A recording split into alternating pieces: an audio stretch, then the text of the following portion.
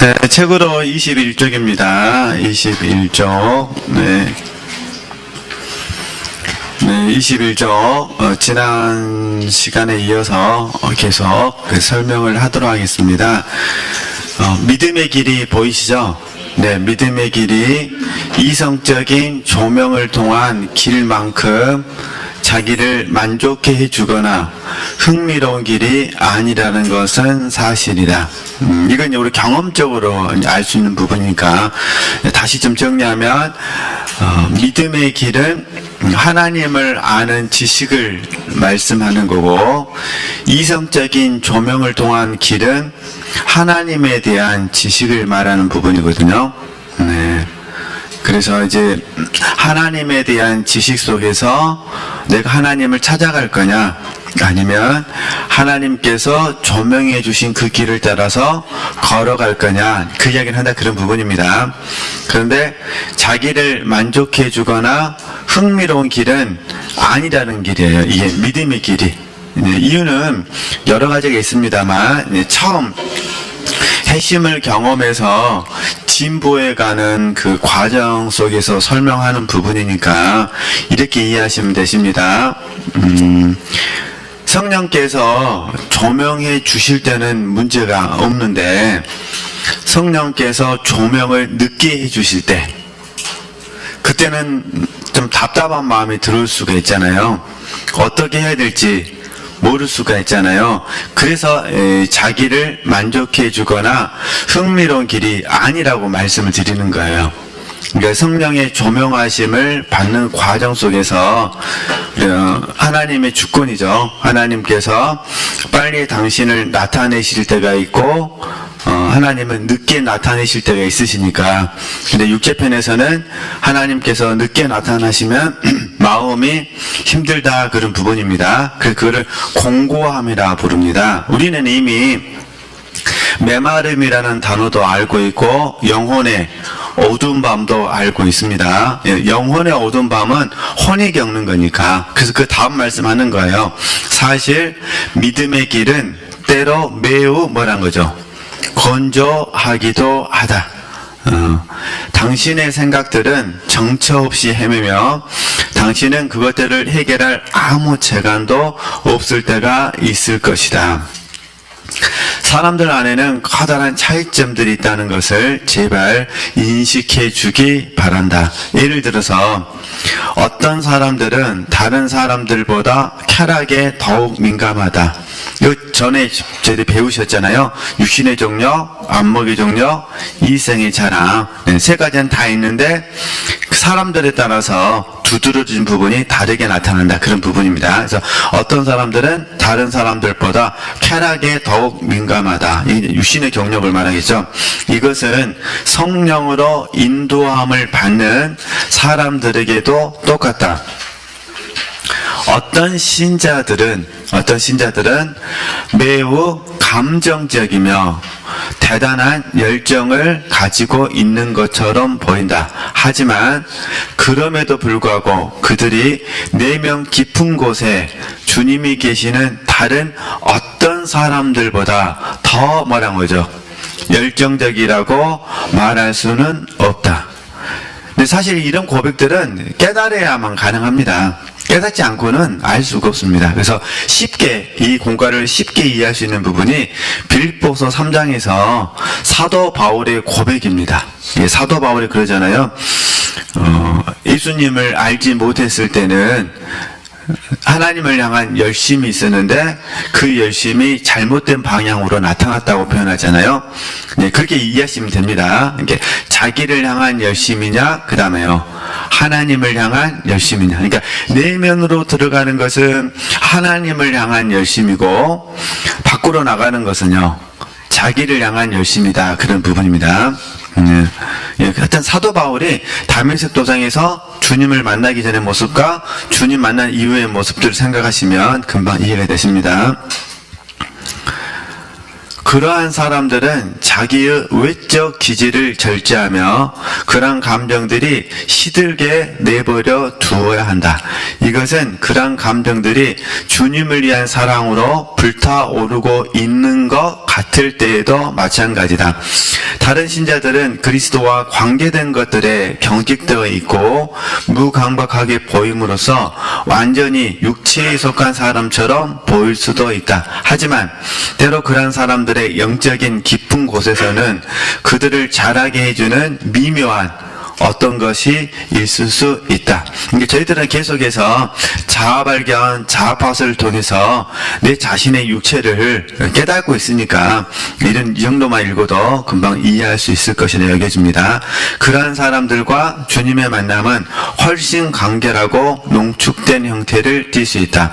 그래서 그들과 하나님과의 사귐은 열정이나 열심으로 가득 찬 다른 신자들만큼 혹은 그들보다 더 뭐라고 하죠? 실제적일 수 있다. 그러니까 영으로 하나님과 관계를 맺어야 된다, 그런 부분입니다. 이렇게 보이는 어떤 외형적인 것으로 판단할 수는 없고 보여지지 않는 내면에서 하나님과 어떤 관계를 맺고 있는지 그걸 볼 수 있어야 된다. 이제 나는 내면의 영, 성령이시잖아요. 성령에 의해서 매우 섬세하게 인도함을 받는 이들이 또한 심한 고난을 받는 이들인 것을 지적하고 싶다. 그럼 여기서 쉽게 이해할 수 있는 부분은 이런 부분이에요. 우리가 말씀으로 인한 환난과 핍박 들으셨죠? 우리 씨 뿌리는 비유할 배울 때 배우셨잖아요. 그러니까 우리에게 있어서 고난은 뭐가 되는 거예요? 말씀으로 인한 환난과 핍박이 되는 거예요. 저희들에게 있어서 만약에 저희들이 50년도에 태어났다 그러면은 진짜 전쟁으로 인한 핍박이 있는 거죠. 그 이전에 태어났다 그러면은 일본과의 관계성 안에서의 핍박이 있는 거죠. 그러나 지금 얼마나 감사한지 저희들에게 있어서 그런 외적인 핍박은 많이 있지는 않죠. 그러시잖아요. 네. 그런데 이제 뭐가 있냐?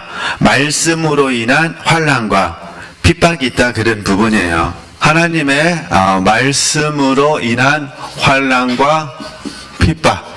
네. 네, 예를 들어보도록 하겠습니다.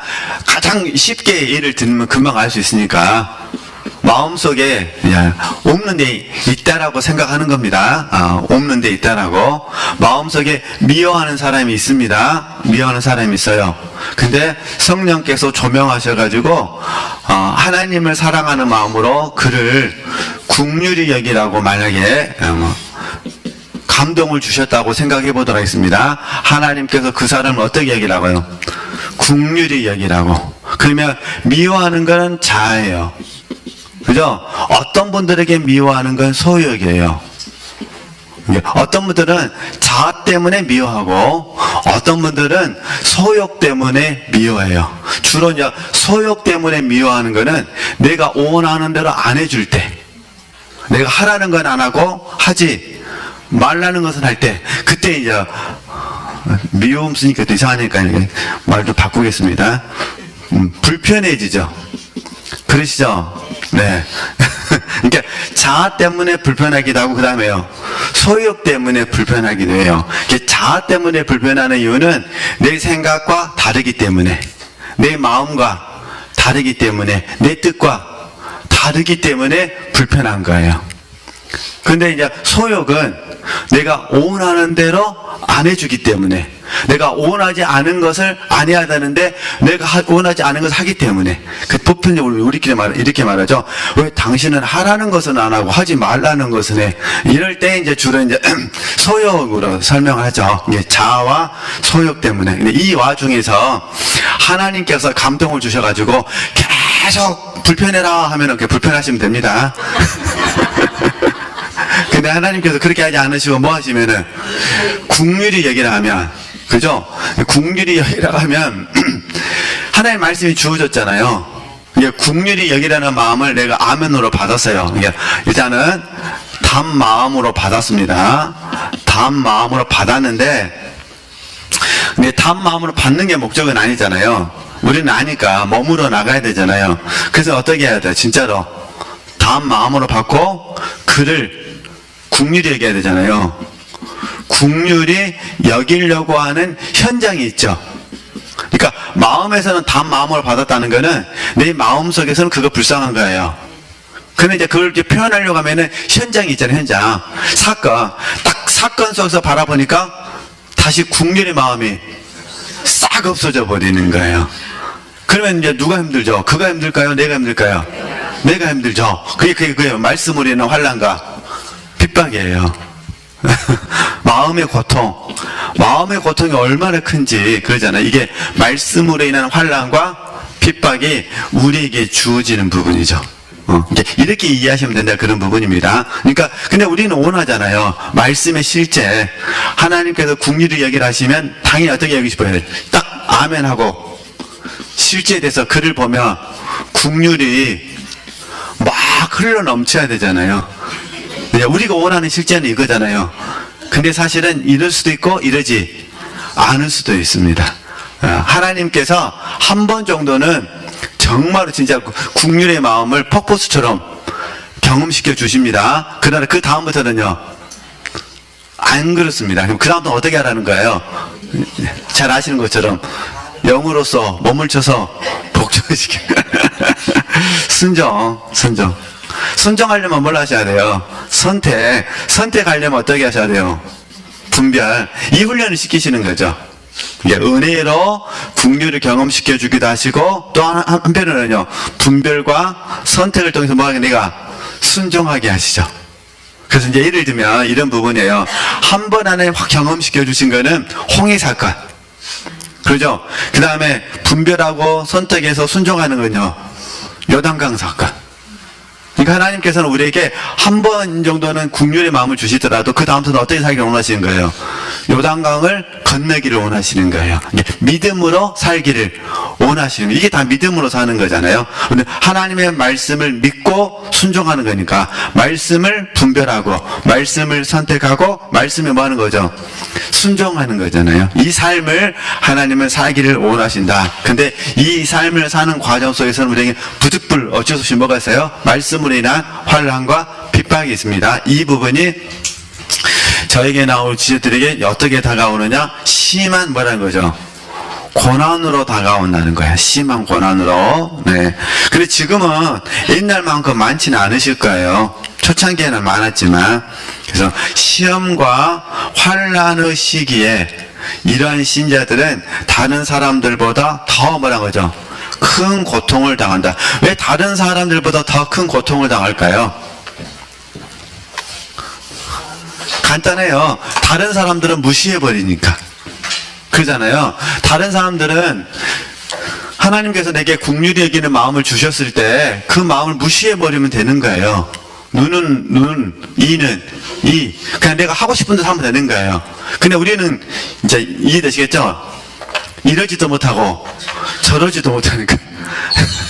그래서 우리 지체들께서 이제 앞으로 더 많은 경험하실 텐데, 지금은 우리 워낙 같이 오랫동안 훈련해서 그게 좀 약화되는데, 이제 옛날 얘기하면은 우리 인간은 이제 연약한 부분이 있어서 이렇게 말하거든요. 육체가 이렇게 말을 해요. 하나님께서 말씀을 안 해주시니까 내가 못 지키는 겁니다. 말씀만 해주시면 난 지킵니다. 이게 1번. 그 다음에 하나님께서 말씀해 주시니까 뭐라고 하죠? 내가 어떻게 이 말씀을 지킵니까? 이게 되는 거예요. 세 번째는요, 이제 더 깊어지면요, 하나님 말씀, 내가 하나님을 이기겠습니까? 하나님은 그래도 내가 하나님 뜻대로 행하겠습니다. 그러나 이것만큼은 안 됩니다. 타협을. 이렇게 가면 그냥 그러니 나중에 어떻게 하죠? 하나님 말씀 온전히 뭐 하는 거죠? 순종하게 되는 거죠. 이런 과정을 거치는 거예요. 어느 누구나 다 거치는 거예요. 어떤 말씀들을 들을 때 이렇게 다 거치게 되거든요. 이 거치는 과정 속에. 그래서 이제 또 나중에 뭐가 있냐면은, 이제 더 깊어지게 되면은, 내가 하나님 말씀에 순종했는데, 그 사람은 하나도 안 변해요. 그게 더 심각한 문제가 되는 거예요. 그러니까 우라병이 더 생겨. 이게 이제 요나. 물론 형태는 다릅니다. 요나는 내가 순종하면 뭘 잘하세요? 순종하고, 물론 한편에서는 하나님이 니느웨를 살려주실 것 같았고, 또 한편에서 니느웨가 망했으면 좋겠고, 근데 결과적으로는 니네가 사니까 요나가 또 스트레스를 받잖아요. 그래서 우리도 이렇게 고생을 해가지고 말씀에 순종했으면 하나님에게 이렇게 보상해 주실 것이라고 믿었는데 보상은 하나도 없고 나만 계속 뭐하고 있는 거예요? 고생하고 있는 거예요. 이럴 때 어떻게 해야 될 거냐? 그런 의미예요. 그렇죠? 이때 이제 우리는 또 배우잖아요. 하나님께 심고 하나님께 거두는 겁니다. 그죠? 우리는 과정 속에 있다라고 다 배우셨으니까 이렇게 가면서 배우듯이, 근데 이런 모든 부분들이 저희들에게는 어떻게 다가온다는 거예요? 영적인 시련으로 다가온다는 거예요. 그러니까 성경 말씀에 나와 있는 믿음의 선진들은 진짜로 시련이었어요. 왜냐면 그분들은 뭘 해야 되니까? 순교를 해야 되니까. 성경에 기록된 시대는 순교의 시대. 근데 지금 우리 시대는요, 그게 아니잖아요. 그래서 이걸 저희들이 구분은 한 부분이에요. 진짜 순교자의 삶을 살 거냐? 다 아시는 거니까 순교자 삶을 살 거냐? 이 문제가 대두가 되는 거예요. 우리는 순교자의 삶이 아니라, 지금 아직은, 앞으로는 모르겠습니다만, 우리는 순교자의 삶이 아니라, 그럼 어떤 삶을 살고 있는 거죠? 순교적 삶을 살고 있는 거죠. 그래서 이 부분이 자기 부인, 자아부정, 자아, 상실이 되는 거예요. 사실 자기 부인, 자아부정이 되면 자아 상실은 하나님의 은혜로 되어지는 거죠. 그래서 이 부분이 우리에게 말씀으로 인한 환난과 핍박이 되는 거예요. 말씀으로 인한 환난, 핍박은 자기 부인 뭐라는 거죠? 자아부정이 되는 거예요. 그리고 우리가 히브리서 12장에서 죄와 싸우되 아직까지 피 흘리기까지 싸우지 아니하다 그랬잖아요. 그때 그 죄도 뭐의 문제냐면은 소욕의 문제예요. 소욕. 근데 우리 지체들께서 처음부터 소욕만 바르게 다스릴 수 있으면 피 흘리기까지 싸우지, 그 말씀 적용 안 하셔도 돼요. 얼른 소욕을 십자가에 모아내니까 내려놓으면 됐으니까. 이제 못 내려놓으니까 어디까지 해야 되는 거예요? 피 흘리기까지 싸우는 거예요. 결국 피 흘리기까지 싸우는 죄와 싸우는 건데, 죄를 갖게 하는 것이 뭐니까? 소욕. 욕심에 잉태한 자 죄를 낳고, 그러니까 욕심만 잘 다스리면 되시는 부분이거든요. 그래서 저는 이런 공과를 나눌 때마다 얼마나 감사한지. 잔느기용이 살던 시대는 어느 정도 순교의 시대예요. 우리 개신교를 믿는다는 거는 목숨을 걸고 믿는 거예요. 개신교를 선택하는 순간 다 카톨릭이잖아요. 카톨릭 신자들이 개신교가 되잖아요. 그러면 일단은 외형적인 부분이 다 차단이 돼요. 더 심한 경우에는 추방을 당해요. 그 동네를 떠나야 되는 거예요. 그리고 이제 더 심한 경우에는 순교를 당하는 경우예요. 근데 또 반대예요. 개신교가 사는 곳에서는 카톨릭 신자가 있으면 어떻게 될까요? 그 사람들도 마찬가지죠. 근데 우리는 얼마나 감사해요. 앞집에 불교 신자가 살아도 문제가 없고. 우리 기독교 복음이 초창기에 들어올 때마다 그러잖아요. 유교에 부딪힌다고 고생하고, 불교에 부딪힌다고 고생하고, 제사 문제로 고생하고, 그러잖아요. 얼마나 고생 많이 했어요. 그래서 처음 우리 기독교가 들어왔을 때 어머님들 신앙생활 하는 거 보니까 그냥 쫓겨날 각오를 하고 신앙생활 하시더만요. 일단은 그냥 남자들이 안 돼! 그러면 뭐 하는 거냐? 근데 교회는 가야 돼요. 그러니까 어떻게 하는 거죠? 쫓겨날 각오를 하고 매를 맞아가면서까지 교회를 가셨죠. 이게 이제 순교. 근데 지금 우리 젊은이들은요, 이게 어디가 있습니까, 이게? 너무 편해. 그래서 이렇게 이해하시면 됩니다. 우리 편에서 적용한다면, 그래서 저희들이 육신의 장막점을 벗어버릴 때까지 누가 말씀의 감동을 받았을 때 자아와 소욕을 바르게 다스리냐에 따라서 달하는 거예요. 이걸 바르게 처리하면 고난은 적게 오는 것이고, 이걸 바르게 처리하지 못하면 고난이 많게 오는 것이고, 그렇게 이해하시면 됩니다. 물론 모든 법칙에는 외가 있듯이 좀 더 특별하게 심한 고난을 받는 분들도 있습니다. 네, 그런 분들은 또 그렇게 또 적용하시면 되시니까. 다시 보겠습니다. 네. 시험과 환난의 시기에 이러한 신자들은 다른 사람들보다 더 큰 뭐죠? 고통을 당한다. 그래서 저희들이 각오라는 말을 들려주는 거예요. 각오가 되셔야 돼요. 그러니까 말씀으로 인한 환난과 핍박에 대한 뭐가 있으셔야 돼요? 각오, 이 뜻이죠. 이 뜻을 정하셔야 한다 그 말입니다. 그러한 신자들의 민감한 영은 큰 환란을 당할 때에는 때로 거의 느껴지지도 않는다. 그러한 자들의 감정은 매우 미묘해서 잘 드러나지도 않는다. 따라서 그들의 영 또한 그와 같은 특징들을 갖는 성향이 있다.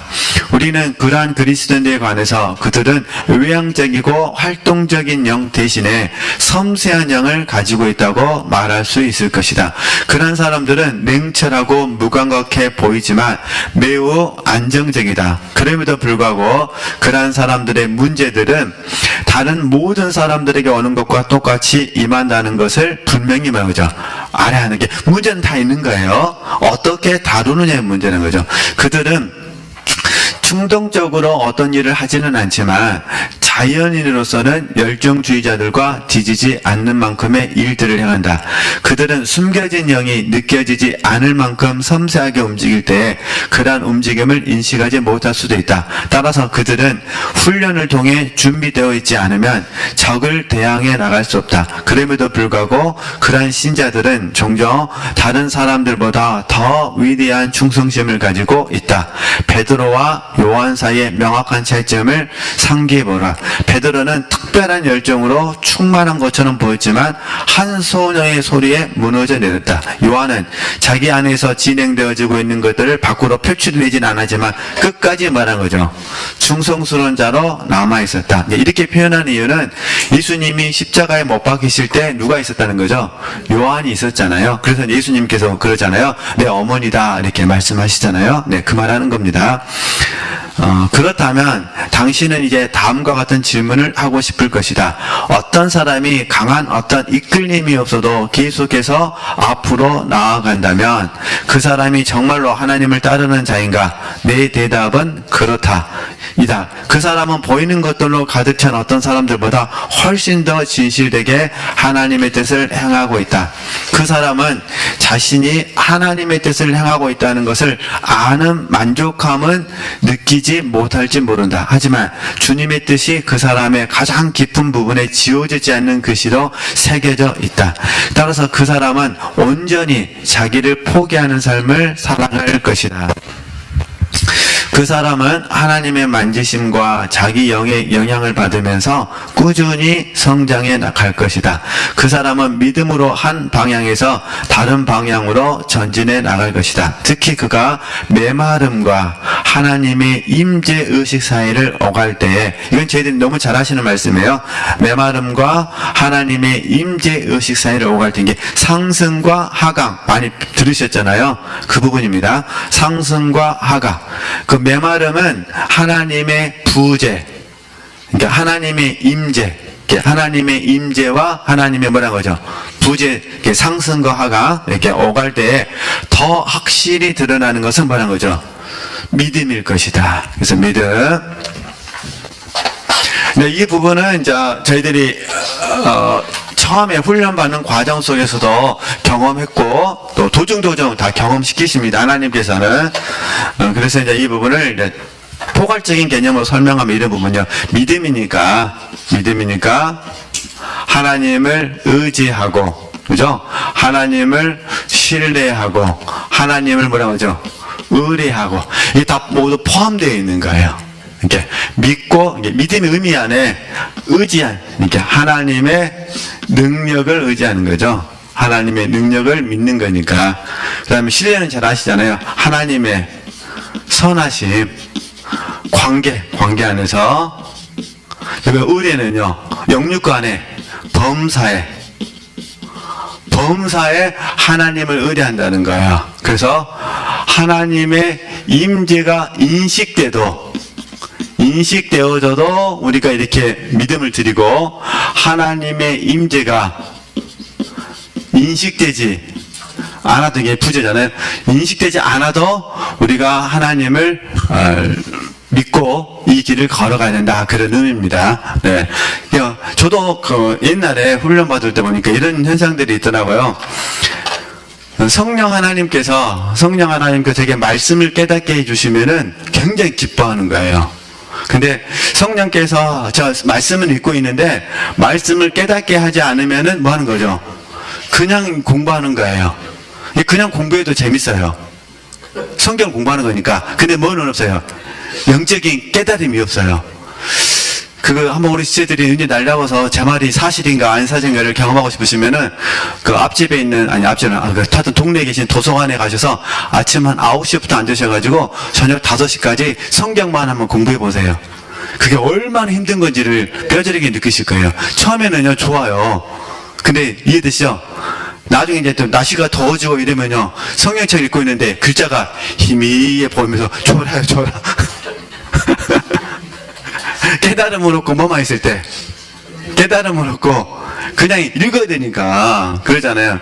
똑같은 거예요. 막 예를 들면 창세기 1장의 주제는 뭐고 2장의 주제는 뭐고 3장의 주제는 뭐고 이해되시죠? 이걸 달달 외운다고 생각해 보세요. 처음에는 재밌잖아요. 근데 이걸 계속 반복되는 거예요. 그러다가 이제는 이제 창세기 50장에는 어떤 사건이 있지? 이게 즐겁다는 거예요. 근데 이게 이제 하루 종일 읽으면 한다고 생각해 보세요. 그럼 몸이 어떻게 될까요? 힘들죠. 우리는 뭘로만 간다? 믿음으로만 간다. 그래서 이 영적인 길은 믿음으로 가는 거예요. 의지를 드리고, 그 다음에 신뢰하고, 그 다음에 의뢰하고. 그래서 이제 제가 자주 말씀드리는 공과가 그거예요. 시편 73편 28절 말씀이에요. 하나님께 가까이함이 내게 복이다. 이거는 필수 조건이에요. 그럼 봐보세요. 하나님께 가까이 함이 내게 복인데, 그러면 하나님께 가까이 하도록 하게 하신 분이 누구냐? 성령 하나님이세요. 성령께서 시작하신 거예요. 우리에게 하나님을 부를 수 있도록 하나님 하신 거예요. 우리가 하나님께 기도할 수 있도록 하나님이 막 그 환경으로 몰아넣으신 거예요. 이게 항상 시작은 누가 하셔요? 하나님 하시는 거예요. 우리는 뭐 하느냐? 시작하게 하신 하나님께, 우리 이제 반응이라 배웠으니까, 반응하여 하나님께 가까이 하는 거예요. 그래서 우리는 이 가까이 함을 마태복음 11장 26절에서 30절 말씀, 시편 57편 말씀으로 적용하는 거예요. 그래서 주님을 부르고, 주님을 생각하고, 주님을 바라고, 주님을 의지하고, 주님을 소망하고, 주님을 기다리고, 이해되시겠죠? 이 모든 부분이 이 반응이에요, 반응. 이게 이제 이걸 우리가 그래서 진행이라고 부르는 거예요. 진행. 성령께서 시작하시고, 우리 이제 계속 뭐 하는 거예요? 진행. 주님과 함께 이 길을 계속 뭐 하는 거죠? 가고 있는 거예요. 우리가 하는 건 이것만 하는 거예요. 그죠? 나머지는 누가 하시냐? 성령께서 나타내시는 거예요. 이거는 성령 하나님의 역사하심이에요. 그러니까 우리가 메마름을 경험해도 우리는 가고만 있으면 되는 거예요. 어떤 의미인지 아시겠죠? 그러나 나타내신 건 누가 하시는 거예요? 성령 하나님께서 하시는 거예요. 성령 하나님께서. 저는 그래서 우리 말씀 한번 보실까요? 네. 이제 저희들의 경험과 잔리경에 들려주고 싶어하는 그런 부분들을 한번 복합적으로 이게 믿음인지 이걸 설명드리고 싶어서 제가 말씀드리려고 하는 겁니다. 그러면은 말씀을 좀 보도록 하겠습니다. 네.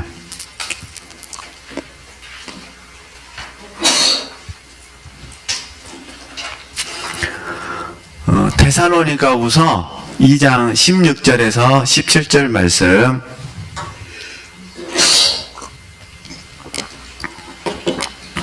데살로니가후서 2장 16절에서 17절 말씀 제가 읽어드리겠습니다. 데살로니가후서 2장 16절에서 17절 말씀.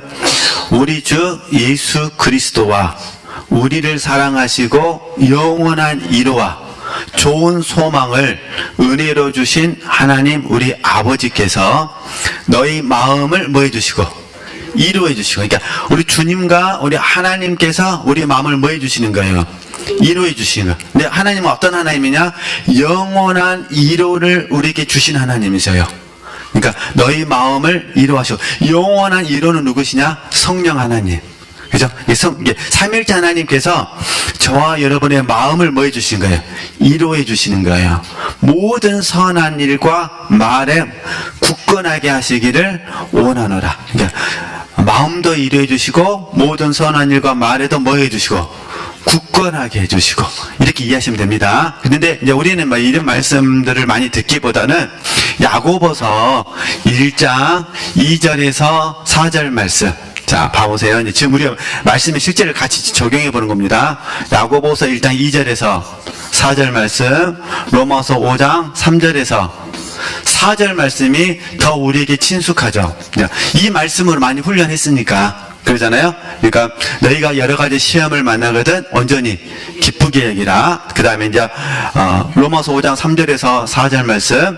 이 말씀들이 우리 친숙한데 이 말씀이 우리 안에서 굉장히 많이 소유된 말씀이에요. 그래서 사실 저희들은요, 내게 어려움이 있을 때 이 말씀을 내게도 적용하지만 봐보세요. 다른 분들이 어려움을 경험하고 있어서 그분들이 내게 영적으로 도움을 요청하면 신기하게 툭 치면 뭐가 나와요? 툭 치면 이 말씀이 나가요. 시험을 만날 때 기쁘게 여겨야 된다. 그래서 우리가 하나님의 나라에 참여되기 위해서 구비되어야 된다. 이런 말씀이 나가는 거예요. 그죠? 환난의 인내를, 인내는 연단을 연다는 소망을 이룬 줄 압니다. 이렇게. 그래서 우리는 환난 가운데 즐거워야 된다. 이렇게 권면해 주는 거예요. 왜 권면해 줄 수 있을까요? 이 말씀을 내가 뭐 했으니까? 그죠? 믿고, 알고, 얻고, 소유했으니까. 맛을 보셨잖아요. 그러시죠? 네. 맛을 보셨으니까. 아주 오래전에 어느 분이 저한테 오셔가지고 강주, 저는 현지인이잖아요. 강주 현지인 맛집 좀 소개해달라고 그래요. 한 대가 있어야지. 그래가지고 어쨌든 한 군데를 소개를 해서 제가 이제 소개를 받았고, 그래서 같이 가서 이제 밥을 먹는데 너무 놀리시는 거예요. 근데 그 진심인지 아닌지 제가 어떻게 알겠습니까? 그 속마음을. 그러나 얼굴 표정에는 얼굴 표정에는 놀랬어요. 첫 번째 놀라는 이유는 너무 싸다. 두 번째 놀라는 이유는 반찬이 너무 많다. 네, 이 두 가지 때문에 놀라더라고. 맛이 이등은 다 맛있다 하죠. 뭐 누구 소개를 했는데 그 자리에서 맛없다 하겠습니까? 다 맛있다 하고 이제 돌아서서 별로야. 뭐 그럴 수도 있고 그러지. 근데 그 이야기를 하면서 그래서 똑같은 거예요. 우리가 이 말씀을 맛봤으니까 뭐 하는 거죠? 아니까 소개를 해주는 거잖아요. 이렇게 이해하시면 됩니다. 다시 읽어보면, 자, 다시 읽어보겠습니다. 특히 그가 메마름과 하나님의 임재의식 사이를 오갈 때에 더 확실히 뭐라는 거죠? 드러나는 것은 뭐다? 믿음이다. 그죠? 그러한 상황 속에서도 그는 점진적으로 하나님을 더 깊이 뭐 하는 거죠? 즐거워하게 될 것이다. 야고보서 1장 2절에서 4절 말씀, 로마서 5장 3절에서 4절 말씀, 환난 가운데 즐거워한다 그 말이잖아요. 역설적으로 들릴지 모르지만 주님에 대한 즐거움이 깊어져 감에 따라 그러한 즐거움은 더욱 뭐라는 거죠? 희미해져 간다. 그리고 주님에 대한 즐거움이 희미해짐에 따라 주님을 더욱 뭐라는 거죠? 내적으로 인식하게 된다. 그러니까 이런 부분이에요. 믿음으로 아는 것과 이성으로 아는 것의 차이점을 설명하는 거예요. 주님의 대안으로 가게 되면은 이성, 주님을 그러면은 믿음. 이해되시겠죠? 어느 쪽으로 이렇게 표현하는 겁니다. 이게 앞에서도 주님에 대한 즐거움이잖아요. 이성적 즐거움은 세지면 내적 즐거움이 약해지고, 내적 즐거움이 세지면 외적 즐거움이 약해지고, 그렇게 인식하면 됩니다. 주님에 대한 인식이 이전보다 훨씬 더 미묘한 것이 된다. 이러한 그리스도인은 심지어 메마름 속에서도 뭐 한다는 거예요? 즐거워한다는 거예요. 우리는 환난 가운데서도 뭐 하시죠? 즐거워하시잖아요. 하나님을 얻으니까, 하나님을 배우니까. 그 사람은 명확하고 지적인 조명이 있기 때문에 즐거워하는 것이 아니다. 비록 그 사람의 혼은 자기가 받고 있는 빚을 인식하지 못한다 할지라도 그 혼은 그 빚의 모든 이런 것들을 받고 있다. 이것이 사실이기 때문에 믿는 자는 자신이 진리, 이것은 그 사람의 가장 깊은 곳에 심겨진 진리다. 진리에 더 친숙해져 있다는 것을 뭐죠? 발견하게 된다. 이게 내 안에 있는 진리는 내적 진리라고 그러거든요. 네, 내적인 진리. 그래서 이제 이걸 사도 바울식으로 표현하면 이런 부분이에요. 뭐냐면은 우리 다 알고 계신 건데, 율법이 아니라, 이해되시죠? 율법이 아니라 복음이 되는 거예요. 문자, 글자가 아니라 영이 되는 거예요. 율법이 아니라 뭐가 되고요? 복음이 되고, 문자가 아니라 영이 되는 거예요. 율법은 죽이는 거예요. 복음은요, 살리는 것이에요. 문자는 그냥 이성적으로 아는 거예요. 영은요, 믿음으로 아는 거예요. 영적이다 그 말이에요. 그리고 이제 보통 우리가 말하면 지식이 아니라 하나님의 말씀이 되는 거예요. 지금 이 이야기를 하는 겁니다. 그래서 말씀이 되면 어떻게 되냐? 살았고 운동력이 있게 되는 거예요. 그리고 살았고 운동력이 있는 말씀이 돼서 나를 찌르고 쪼개고 그다음에 감찰하는 거예요. 그래서 여기에서 예수님을 만나게 되는 거예요. 우리 쉽게 설명하기 위해서는 깨달음이라 부르죠. 쉽게 생각하기 위해 이야기에서. 그래서 깨달음이 내게 뭘 가지냐? 예수님 만났으니까 성장과 변화라는 선물이 주어지게 되는 거죠. 그래서 우리가 이 자리에 있는 거예요. 문제는 저와 여러분이 이 모든 과정을 잊어버렸다는 거예요. 근데 없어진 게 아닙니다. 다 우리 내 안에 어딘지 모르지만 내 안에 다 내재되어 있어요. 그래서 성령께서 뭐 하시는 거예요? 생각나게 하셔가지고 그걸 끄집어내어 사용하시는 거예요. 근데 가만히 있으면은 아무 생각이 안 나요. 근데 아무 생각 안 나는 것이 정상입니다. 생각이 나면 어떻게 될까요? 나면 그것을 의지합니다. 이해되시죠? 나면 안 되는 거예요. 나면 그것을 뭐 하니까? 의지하니까. 그러니까 전적으로 하나님을 의지해야, 이해되시죠? 그래 하나님 뭐 하시는 거예요? 그거를 꺼내어서 하나님이 당신 원하시는 대로 사용하시는 거예요. 그럼 그대로 나를 뭐 하면 되는 거예요? 통로로 내어드리면 되는 거예요. 어떤 의미 아시겠죠? 이런 훈련들을 우리가 앞으로 하고 있는데, 단지 이제 문제가 뭐냐면, 이제 저희들이 좀씩 나이를 먹어가지고, 성령께서는 생각나게 하시는데, 그걸 내가 이성적으로 표현하지 못한다는 게 문제. 그래서 메모하는 습관을 이제 가지셔야 되는 이유가 거기 있는 거예요. 그래서 한 줄 이상 정도, 너무 많이 하려고 하지 마시고, 한 줄 이상 정도만 딱 메모하는 습관을 가지시는 것도 도움이 되십니다.